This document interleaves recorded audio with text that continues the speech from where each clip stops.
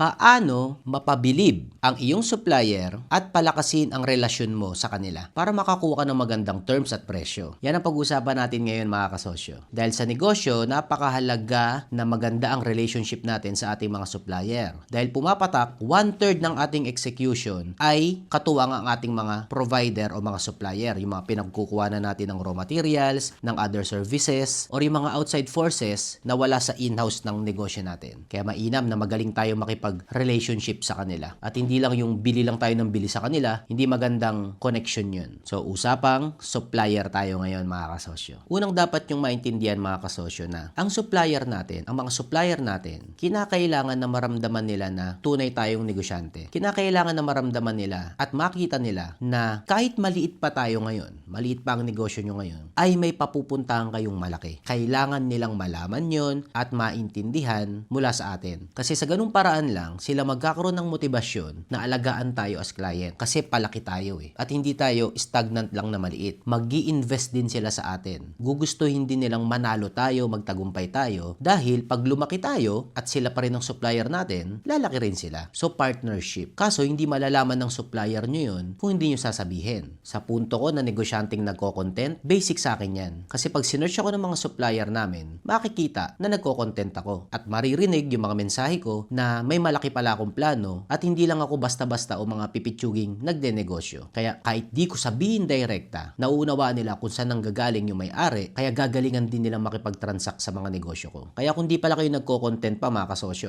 kailangan negosyante ka, nagko-content ka rin. Hindi yung content na sayaw-sayaw, yung mga content na nakakataas ng credibility mo bilang may-ari. At kung di ka pa rin maka-content dahil takot ka, turuan kitang mag-vlog mga kasosyo. Paano mag-vlog ang isang businessman tulad ko din? Message ako sa aking Facebook page at sumali kayo dun sa programang ginawa ko. Napakabangis niyan. Turuan ko kayong mag-content na ganito. Simple lang pero tagos na tagos at baon na baon. At nakakataas ng kredibilidad natin bilang negosyante. At para malaman din ng mga supplier nyo na hindi kayo pipitsugin na negosyo. Negosyante kayong may malalaking mga pangarap. Isang bagay na dapat nyong trabahuin sa inyong supplier ay you should know the owner. Kilala mo dapat ang may-ari nung nagsusupply sa inyo. Kadalasan kasi mga kasosyo, ang nakakausap lang natin dyan o ng mga staff natin is mga staff din. Important nyo na makilala yung mismong mga may-ari na nagsusupply sa inyo. Owner to owner. Kailangan magkakilala rin kayo. Dahil kung staff to staff lang ang nag-uusap, walang relationship na nabibuild doon. Mas baon kung may-ari sa may-ari, ang personal na nagkakilala o magkakilala, mas nagkakaintindihan yun. Paminsan gumawa kayo ng paraan para makapasyal sa office ng supplier nyo, just to say hello sa may-ari, magdala kayo ng konting regalo, maliit na alak, hamon, kung anumang mabibitbit nyo, courtesy lang. Say hello, say hi, kung wala yung may-ari doon, paiwan nyo, mag-note lang kayo, just saying hello from your company, your name, owner,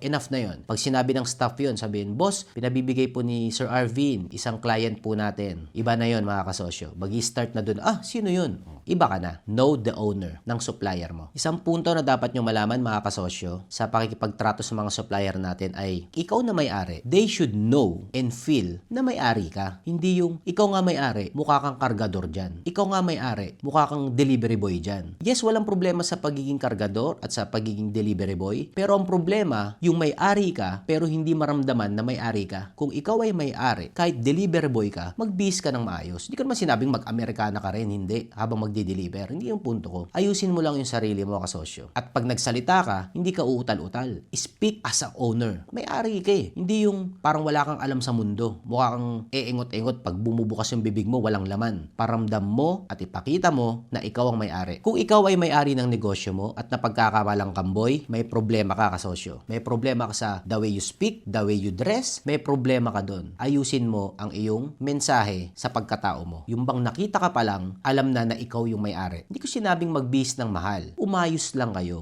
Hindi yung laging suot nyo, luma na, butas-butas pa. Walang problema doon, presko yun eh. Pero let's represent ourselves ng mas maayos mga kasosyo. Let them know na ikaw ang may-ari without saying anything. Sumunod na dapat nyong gawin para makipag-relationship sa mga supplier nyo ng mas maayos ay ask a better price every time you pay. Tama mga kasosyo. Tuwing magbabayad tayo, hihirit ka lagi ng, ma'am, baka mabigyan nyo kami ng mas magandang price dito. Baka mabigyan nyo kami ng mas magandang presyo. Gawin nyo yun sa tuwing magbabayad kayo. Hindi naman kayo nag-expect na bigyan kayo ng magandang price eh. Malay nyo, bigyan kayo. Pero every time na magbabayad kayo, yun yung best time na humingi ng discount or ng better offer or ng better terms. Every time na magbabayad magbabayad. At hindi yung magbabayad pa lang. Nakuha niyo yung punto ko doon mga kasosyo? Hindi kayo tatawad pag magbabayad pa lang kayo. Tatawad kayo after nyong magbayad. Doon mas masarap humingi ng tawad. Case in point, kakasend mo lang ng payment. Ma'am, nasend ko na yung payment, padala ko na po yung 500,000. Eh di nag-okay. Ay ma'am, thank you po, na-receive na namin. Sabing ganun. Saka kababa natin. Ma'am, pa-offera naman kami ng bagong price. Yung mas better naman kasi lakas naman namin kumuha. Saka magaling naman kami magbayad. Bigyan nyo naman kami ng mas magandang presyo or ng terms. Salamat po. Who knows, malay mo, biglang bigyan ka. Every time na magbabayad kayo, bumanat kayo ng ganun. Bibigyan at bibigyan ka. Hindi mo alam kung kailan magbibigay ng mas better price o ng mas better terms ang supplier mo. Kaya humiri ka tuwing kakabayad nyo lang. Okay, sumunod na dapat yung malaman sa pakipagrelasyon sa ating mga supplier ay fix your social media. Tama mga kasosyo. Ayusin nyo yung mga Facebook nyo. Ayusin nyo yung mga TikTok nyo. Ayusin nyo yung mga socials nyo. Kasi diyan kayo sisilipin ng mga supplier. Diyan kayo sisilipin kung maayos ba kayong tao. Diyan kayo sisilipin kung may papupuntahan bang makipagtransaksyon sa inyo o wala naman silang mapapalang alagaan kayo. Ayusin nyo yung mga post nyo sa Facebook. Huwag na kayo mag-share ng kung ano-anong walang kwenta dyan. Yung mga viral. Huwag nyo na i-share yan. Gumawa kayo ng original content nyo tulad ng mga ginagawa ko dahil ito yung klase ng content na nakakataas ng pangalan ng isang negosyante at nakapagbigay tayo ng value sa mas maraming tao. At kung di ka pa marunong mag-original content, sumali ka nga sa content creation program na binuo ko. 1 month kitang tuturuan mag-content. Paano mag-content ng ganito? Yung kahit nagsasalita ka lang, effortless, pero baon at grabihan ang serbisyong binibigay mo sa ibang tao. At kapag sinilip ka ng supplier mo, makikita na hindi ka basta-basta. Makikita na maayos kang tao. Ayusin ang social media nyo mga kasosyo. Kung di nyo kaya, let me help you. Mag-join kayo sa KMCC program. Okay, next. Isang bagay na dapat nyo malaman about sa pakipagtrato sa supplier nyo ay ang complain for them to improve. Tama mga kasosyo. Kung meron kayong irereklamo